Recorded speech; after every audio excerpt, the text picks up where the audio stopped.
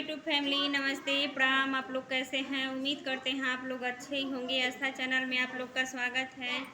मैं एक सोहर उठान गीत सुनाने जा रही हूँ। आप लोग को अच्छा लगेगा तो कमेंट बॉक्स में ज़रूर बताइएगा और अपना प्यार दुलार आशीर्वाद हमें भी दीजिएगा।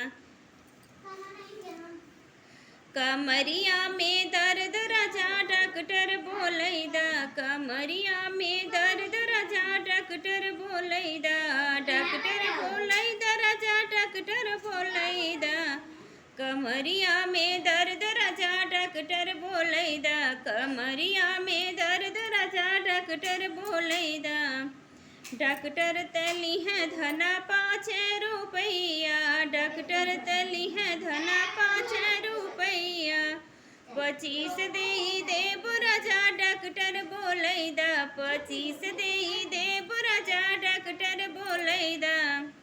कमरिया में दर्द राजा डॉक्टर बोलैदा, कमरिया में दर्द राजा डॉक्टर बोलैदा। डॉक्टर तली है धना टूटही मड़ैया, डॉक्टर तली है धना टूटही मड़ैया। महल दे राजा डॉक्टर बोलैदा, महली दे राजा डॉक्टर बोलैदा।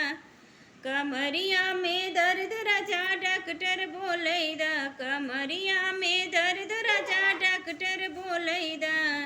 डॉक्टर तली है धना तुहरी बहिनिया, डॉक्टर तली है धना तुहरी बहिनिया।